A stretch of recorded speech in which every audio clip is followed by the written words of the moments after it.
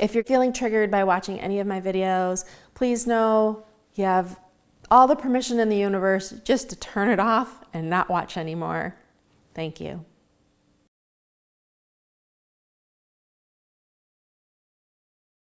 Okay, we were just talking about stage 1, which is the idealize phase of the cycle of narcissistic abuse. And this is also, runs in with grooming, and that will go into the stage 1. Right now, I'm pulling out of stage 1. Usually there's 3 stages of the cycle of narcissistic abuse. I am pulling out of stage 1 something about being on the hook. It's super important that people understand that in stage 1, finding a person's hook is crucial. So until a predator has found a person's hook, they will not start perpetrating abuse. They need to have somebody on the hook before they will start perpetrating abuse. So if they have not found a person's hook yet, they will continue in the love bombing stage until they get enough information and exploited the person in some way that they really feel the person's on the hook. When the person is on the hook, it means the predator knows they can keep them into the cycle of abuse. A person's hook is different for every person. That's why that early stage of grooming, the love bombing, super important. The predator has established trust. The person being victimized is blabbing their whole lives. They feel like they've never met anybody like this before. This person really knows them. This person really understands them. They're spilling their guts. They're telling their whole life story to this person. And while they're telling their whole life story, the predator is grabbing information and trying to find what's going to keep this person into an abusive relationship with me, what's going to keep them from going and getting help once the abuse starts. And that's what's really important. So until the hook is found, the abuse hasn't started yet. I'm going to talk about some hooks. In my personal case, my hook was my religious beliefs, and this is true for a lot of people. I was 12. I had a lot of religious beliefs, especially about losing my virginity, not being married, and whether I was going to go to heaven or not. Some simple ones. A lot of kids have those, depending on how you were raised. So once I was raped by my wolf, and I had lost my virginity, even though I had said no, and he pushed forward and went ahead. He said that we would be married someday, and that it would make everything okay and everything right in God's eyes. That kept me on the hook, because then I thought, well, as long as we would be married someday, it would somehow make this horrible thing that happened to me right in God's eyes. So I was trying to please God by trying to please my predator, and that kept me into several more months of abuse. And he knew just what to say to me to keep me into several more months of abuse and to keep me from tattling on myself. I didn't want to tell anybody I lost my virginity. I didn't want anybody to know what happened to me. Shame, shame, shame, shame. Big part of my hook. But also my religious beliefs. Big part of my hook. That was my hook. And once he knew, that would keep me into the abusive relationship longer and from going and getting help. I was a good kid. I had a dysfunctional family, but I was loved at home. I had people I could have gone to for help. I kept that secret. I didn't tell my mom. I didn't tell my sister. I didn't tell my best friend because I was so ashamed.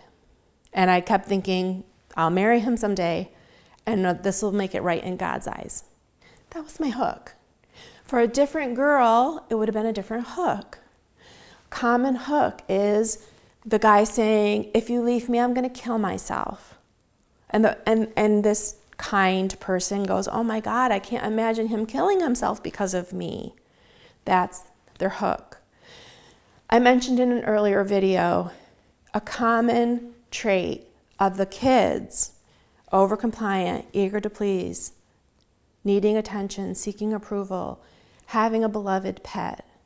Oftentimes, the predators will threaten, saying, you don't continue to have sex with me, oral sex with me, picture taking, whatever they're doing, I'm going to kill your pet. This is a real story. One of the ladies in my workshop, she said, the neighbor used to babysit me. When I was 8 and 9, nothing happened. When I turned 10, he started abusing me. He knew how much I loved my cat. He threatened to kill my cat if I told anybody, and if I didn't comply with what he was doing. After a couple weeks of this abuse, which she didn't like, she decided he's not going to really kill my cat. So she stopped going over to his house. And he killed her cat. Devastated her. Her cat was her whole life. Her cat really mattered to her because she had some problems at home. There was some dysfunction going on in that house. So devastated, her parents thought she was sad because she lost her cat and bought her a new kitten. They didn't know what was going on. Her kind parents, trying to make her feel better, bought her a kitten. So guess what? The neighbor said, you come back over here and start doing what I tell you to do, or I'm going to kill your kitten.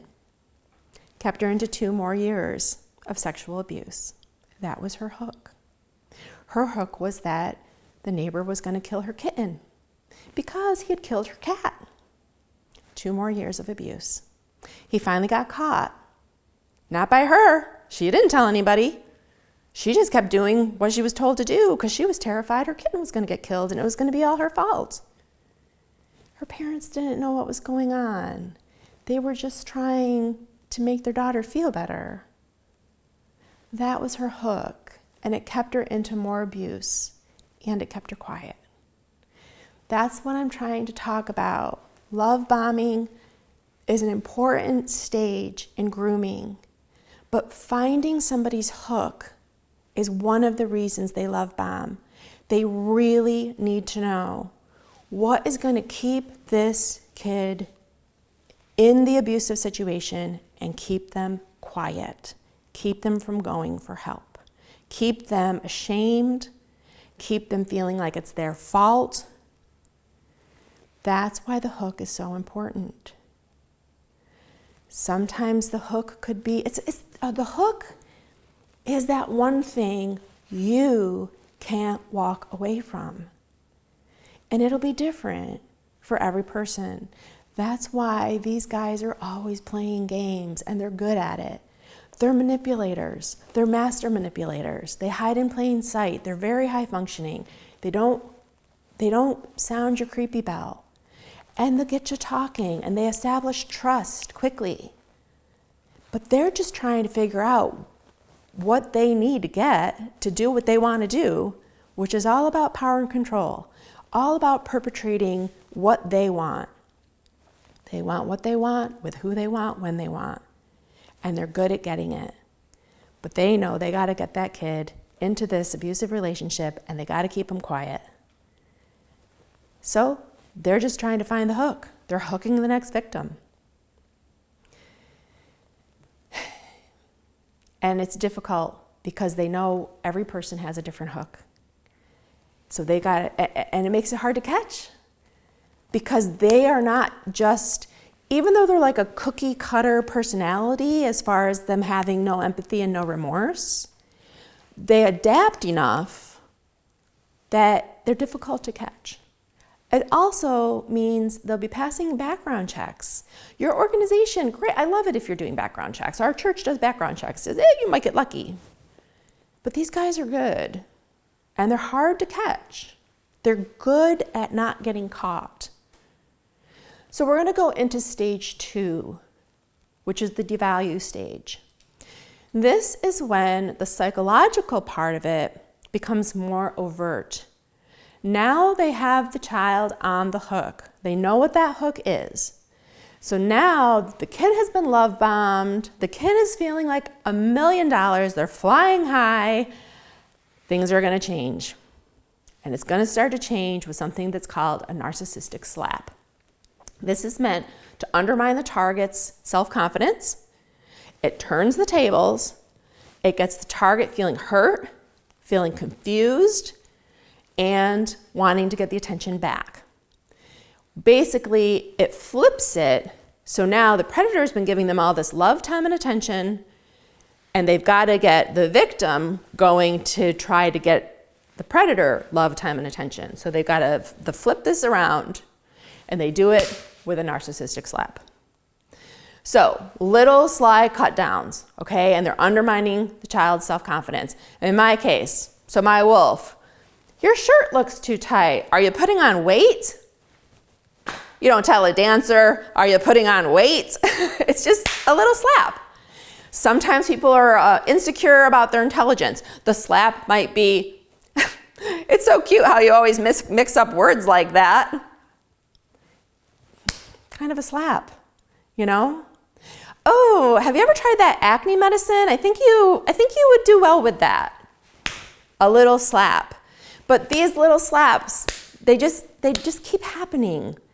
And all of a sudden, a kid who's been getting all these compliments and praise, and they're funny, and they're cute, and they're all these things, no, these little slaps keep happening.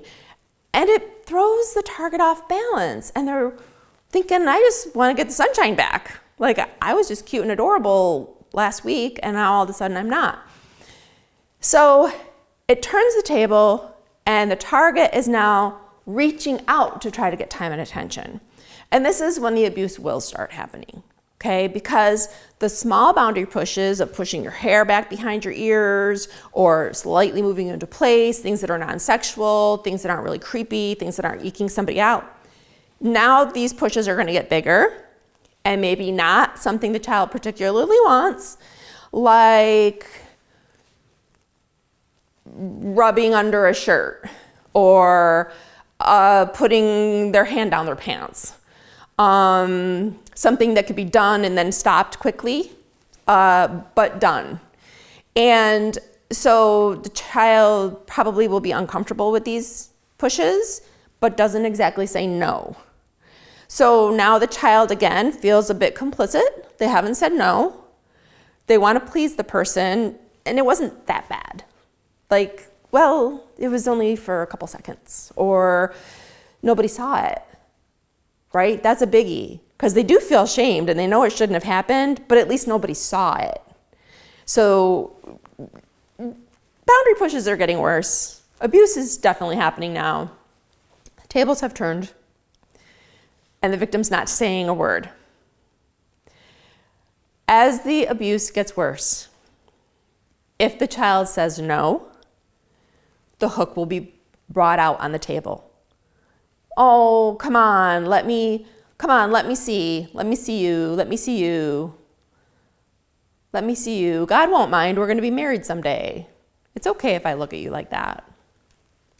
So the hook will be brought out as a threat, and the abuse will get worse.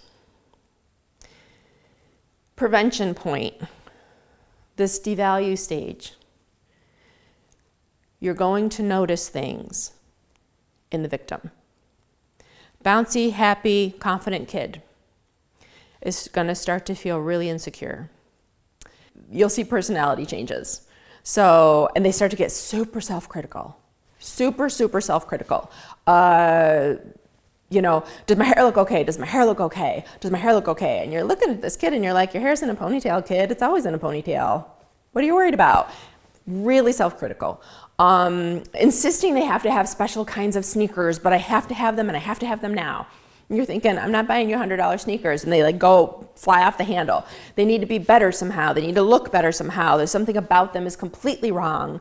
They'll be super self-critical, personality shift, nothing makes them happy.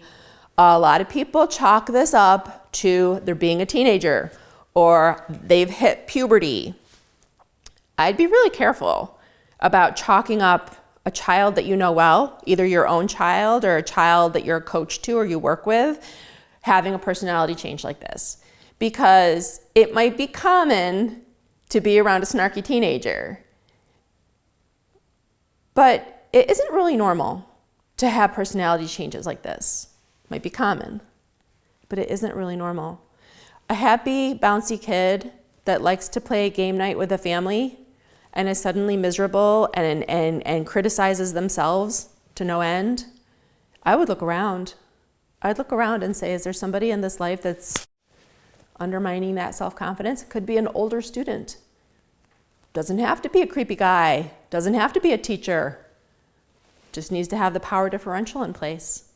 Kids don't really change their personalities like this. So somebody's giving them some narcissistic slaps. Somebody is changing their self-concept. They don't go from being bouncy and happy to hating everything about themselves. They just don't.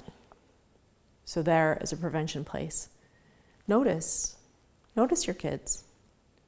It might be common, and people like to chalk it up to teenagers or puberty, but it really isn't normal. I'd look around. The next stage we're going to get to is the discard stage. The discard stage happens at the very end, and it's usually when the predator has a new little sweetheart on the hook. You will find these narcissists often have many kids in play in many of the different stages. Like I said, a 7-year-old isn't too young if they're going to perpetrate at age 11. So they may be love bombing a 7-year-old while they're perpetrating an 11-year-old, while they're discarding a 13-year-old. So they will have lots of kids in play in different stages. The discard phase is the last stage. The abuse has already happened. Okay, so at this point, the abuse has happened, but it'd still be good to catch because you can help the emotional trauma that the child is gone through and is going through right now, and possibly prevent another child from being abused. The discard phase is hard to go through because often these predators, it's about power and control. It's not about sex, and they like to maximize the emotional hurt that they can do. So sometimes the love bombing of a new person will be used to be harmful or hurtful to the discarding of an old person. So to be mean to somebody they're discarding, they may be love bombing in front of them, and this new kid is so cute and so funny and so this and so that, and they're discarding somebody who they're just trying to be emotionally hurtful to. And the devalue phase, you'll see the kid is sometimes suicidal, cutting, burning. This kid is down in the dumps. They've been through the psychological ringer, and they look like it. It's a sad part when they get to the discard phase. Often they will be discarded in the meanest way on Valentine's Day or their birthday. I don't want to be with you anymore. We're breaking up. I want to be with so-and-so now. Or the day their pet dies, or something. It's mean. They're being mean, and it's psychological and emotional abuse. And that's when they'll be discarded. And what you could do if you notice that is try to help get them to see a trauma counselor and see if you can't get the person to get into some kind of counseling, because they're going to need it. Grooming and the cycle of narcissistic abuse is rough. It's rough to go through. You don't generally go to just regular counseling. You have to go through something called recovery, because it so undermines the person's self-concept. And it's tough. And it can last for years. And it just really, really shreds a person's self-worth and self-concept. So just to wrap up everything that we've been discussing, grooming in summary is in stages. We're going to start with the love bombing stage, and that's important in gaining the child's trust, finding the person's hook, making the person complicit, and so that they blame themselves. They don't go for help. So there are stages of grooming, and I like to call what happens when people are first groomed and then perpetrated on, I like to call it groomed rape, because there's not really a good word that describes what this entire process is. It's a very psychological process. It happens over time, but it's a very specific way that this happens. They're first groomed, and that's part of a cycle of narcissistic abuse. These guys fly under the radar. They don't come across as creepy. They don't set off anybody's alarm bells. They groom their target as well as grooming the people surrounding both themselves and the target.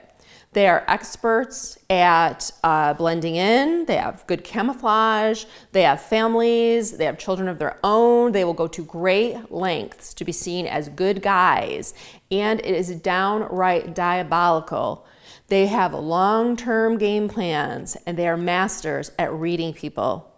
They are often above suspicion, and they pass background checks and will for years. Literally, they are wolves in sheep's clothing. I'd like you to stick around for the next video because we're going to talk about ways to prevent one of these wolves infiltrating your organization so we can keep our little ones safe. Thanks for joining me.